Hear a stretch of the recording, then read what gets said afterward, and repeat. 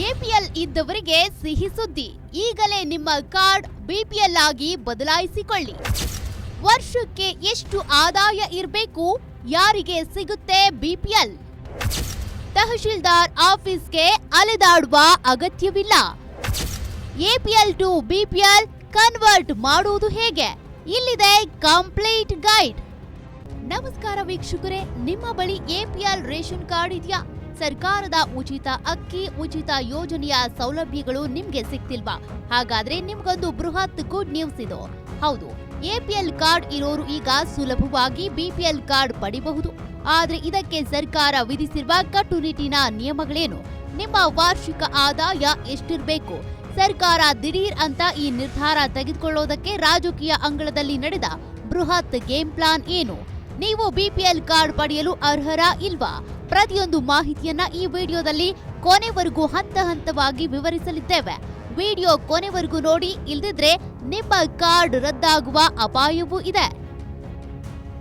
ವೀಕ್ಷಕರೇ, ಕಳೆದ ಕೆಲವು ತಿಂಗಳುಗಳಿಂದ ರಾಜ್ಯ ರಾಜಕಾರಣದಲ್ಲಿ ರೇಷನ್ ಕಾರ್ಡ್ ವಿಚಾರ ದೊಡ್ಡ ಚರ್ಚೆಗೆ ಗ್ರಾಸವಾಗಿತ್ತು. ಅರ್ಹರ ಬಿಪಿಎಲ್ ಕಾರ್ಡ್ಗಳನ್ನ ರದ್ದು ಮಾಡ್ತೀವಿ ಅಂತ ಸರ್ಕಾರ ಹೊರಟಾಗ ಪ್ರತಿಪಕ್ಷಗಳು ಸರ್ಕಾರದ ವಿರುದ್ಧ ಹರಿಹಾಯ್ದಿದ್ವು. ಬಡವರ ಹೊಟ್ಟೆ ಮೇಲೆ ಹೊಡೆಯಲಾಗ್ತಿದೆ ಅಂತ ಬೃಹತ್ ಹೋರಾಟಗಳೇ ನಡೆದವು. ಮುಂಬರುವ ಸ್ಥಳೀಯ ಸಂಸ್ಥೆಗಳ ಚುನಾವಣೆ ಮತ್ತು ಜಿಲ್ಲಾ ಪಂಚಾಯತ್ ಚುನಾವಣೆಗಳನ್ನ ದೃಷ್ಟಿಯಲ್ಲಿಟ್ಕೊಂಡು ಈಗ ಸರ್ಕಾರ ರಾಜಕೀಯವಾಗಿ ಮಾಸ್ಟರ್ ಸ್ಟ್ರೋಕ್ ನೀಡಿದೆ. ನಿಜವಾದ ಬಡವರಿಗೆ ಅನ್ಯಾಯವಾಗಬಾರದು, ಹಾಗೆ ಎಪಿಎಲ್ ಕಾರ್ಡ್ ಹೊಂದಿದ್ದು ಬಡತನ ರೇಖೆಗಿಂತ ಕೆಳಗಿರುವ ಕುಟುಂಬಗಳಿಗೆ ಬಿಪಿಎಲ್ ಕಾರ್ಡ್ ನೀಡಲೇಬೇಕು ಅಂತ ಆಹಾರ ಇಲಾಖೆಗೆ ಸ್ಪಷ್ಟ ಸೂಚನೆ ಸಿಕ್ಕಿದೆ. ಆದ್ರೆ ಇದಕ್ಕಾಗಿ ಸರ್ಕಾರ ಹೊಸ ಇನ್ಕಮ್ ಲಿಮಿಟ್ ಹಾಗೂ ಕಠಿಣ ನಿಯಮಗಳನ್ನ ಜಾರಿಗೆ ತಂದಿದೆ. ಐಪಿಎಲ್ನಿಂದ ಬಿಪಿಎಲ್ಗೆ ಬದಲಾಯಿಸಿಕೊಳ್ಳೋದಕ್ಕೆ ಇರಬೇಕಾದ ಆದಾಯದ ಮಿತಿ ಎಷ್ಟು ಅಂತ ನೋಡೋಣ ಬನ್ನಿ. ಸರ್ಕಾರ ನಿಗದಿಪಡಿಸಿರುವ ಹೊಸ ಮಾರ್ಗದರ್ಶಿ ಸೂಚಿ ಪ್ರಕಾರ ನಿಮ್ಮ ಕುಟುಂಬದ ವಾರ್ಷಿಕ ಆದಾಯ 1,20,000 ರೂಪಾಯಿಗಿಂತ ಕಡಿಮೆ ಇರಬೇಕು. ಕುಟುಂಬದಲ್ಲಿ ಯಾರಾದ್ರೂ ಇನ್ಕಮ್ ಟ್ಯಾಕ್ಸ್ ಅಥವಾ ಜಿಎಸ್ಟಿ ಪಾವತಿಸ್ತಾ ಇದ್ರೆ ಅಂತವರಿಗೆ ಬಿಪಿಎಲ್ ಕಾರ್ಡ್ ಸಿಗೋದಿಲ್ಲ. ಸರ್ಕಾರಿ, ಅರೆ ಸರ್ಕಾರಿ ಅಥವಾ ಸರ್ಕಾರದಿಂದ ಅನುದಾನ ಪಡೆಯುವ ಸಂಸ್ಥೆಗಳಲ್ಲಿ ಕೆಲಸ ಮಾಡುವ ನೌಕರರಿದ್ರೆ ಎಪಿಎಲ್ನಿಂದ ಬಿಪಿಎಲ್ಗೆ ಕನ್ವರ್ಟ್ ಮಾಡಲು ಅವಕಾಶವಿಲ್ಲ. ಕುಟುಂಬದ ಹೆಸರಿನಲ್ಲಿ ಸ್ವಂತ 4 ಚಕ್ರದ ವಾಹನ, ಕಾರು, ಜಿಎಸ್ಟಿ ಹೊಂದಿದ ವಾಹನ ಇದ್ರೆ ಅವಕಾಶವಿಲ್ಲ.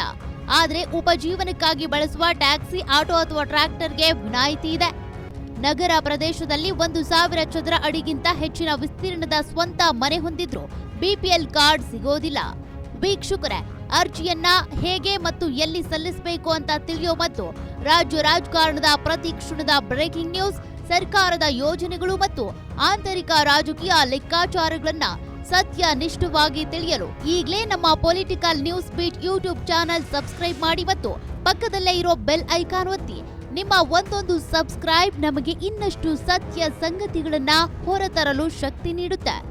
ಈಗ ಅತ್ಯಂತ ಮುಖ್ಯವಾದ ಭಾಗ.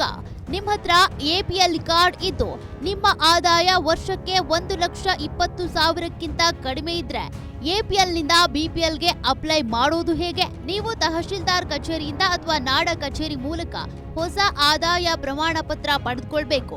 ಇದರಲ್ಲಿ ನಿಮ್ಮ ಆದಾಯ 1,20,000ಕ್ಕಿಂತ ಕಡಿಮೆ ಇರಬೇಕು.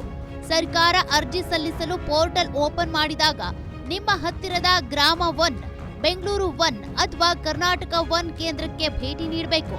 ಅಗತ್ಯ ದಾಖಲೆಗಳು ಏನು ಅಂತ ನೋಡೋದಾದ್ರೆ, ಪ್ರಸ್ತುತ ಇರುವ ಎಪಿಎಲ್ ರೇಷನ್ ಕಾರ್ಡ್, ಕುಟುಂಬದ ಎಲ್ಲಾ ಸದಸ್ಯರ ಆಧಾರ್ ಕಾರ್ಡ್ ಲಿಂಕ್ ಆಗಿರಬೇಕು, ಹೊಸ ಆದಾಯ ಪ್ರಮಾಣ ಪತ್ರ ಇರಬೇಕು, ವಿದ್ಯುತ್ ಬಿಲ್ ಇರಬೇಕು, ಸಕ್ರಿಯವಾಗಿರುವ ಮೊಬೈಲ್ ಸಂಖ್ಯೆ ಇರಬೇಕು. ಸೇವಾ ಸಿಂಧು ಪೋರ್ಟಲ್ನಲ್ಲಿ correction R change of card category ಆಯ್ಕೆ ಮಾಡಿ ಎಪಿಎಲ್ನಿಂದ ಬಿಪಿಎಲ್ಗೆ ಬದಲಾಯಿಸಲು ವಿನಂತಿ ಸಲ್ಲಿಸಬೇಕು. ಇಲ್ಲಿ ನೀವು ನೆನಪಿಡಬೇಕಾದ ಬಹುದೊಡ್ಡ ರಾಜಕೀಯ ಲೆಕ್ಕಾಚಾರವಿದೆ. ಅರ್ಜಿ ಸಲ್ಲಿಸಿದ ತಕ್ಷಣವೇ ಬಿಪಿಎಲ್ ಕಾರ್ಡ್ ನಿಮ್ಮ ಕೈಗೆ ಸಿಗೋದಿಲ್ಲ. ಆಹಾರ ನಿರೀಕ್ಷಕರು ಮತ್ತು ಕಂದಾಯ ಅಧಿಕಾರಿಗಳು ನಿಮ್ಮ ಮನೆಗೆ ಬಂದು ಭೌತಿಕ ಪರಿಶೀಲನೆ ನಡೆಸುತ್ತಾರೆ. ನೀವು ಸುಳ್ಳು ಮಾಹಿತಿ ನೀಡಿ ಎಪಿಎಲ್ನಿಂದ ಬಿಪಿಎಲ್ಗೆ ಬದಲಾಯಿಸಲು ಯತ್ನಿಸಿದ್ರೆ ನಿಮ್ಮ ರೇಷನ್ ಕಾರ್ಡ್ ಸಂಪೂರ್ಣ ರದ್ದಾಗುವುದಲ್ಲದೆ ಕ್ರಿಮಿನಲ್ ಮೊಕದ್ದಮೆ ಎದುರಿಸಬೇಕಾಗುತ್ತೆ.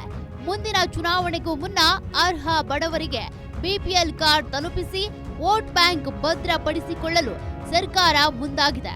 ಹಾಗಾಗಿ ನೀವು ನಿಜವಾಗಿಯೂ ಅರ್ಹರಿದ್ರೆ ಮಾತ್ರ ಈ ಅವಕಾಶವನ್ನ ಖಂಡಿತ ಬಳಸಿಕೊಳ್ಳಿ. ಈ ಮಾಹಿತಿ ನಿಮ್ಗೆ ಉಪಯುಕ್ತ ಅನ್ನಿಸಿದ್ರೆ ತಕ್ಷಣ ನಿಮ್ಮ ಫ್ರೆಂಡ್ಸ್ ಮತ್ತು ಫ್ಯಾಮಿಲಿ ಗ್ರೂಪ್ಗಳಿಗೆ ಶೇರ್ ಮಾಡಿ ಚಾನೆಲ್ ಅನ್ನ ಸಬ್ಸ್ಕ್ರೈಬ್ ಮಾಡುವುದನ್ನ ಮರಿಬೇಡಿ. ನಮಸ್ಕಾರ.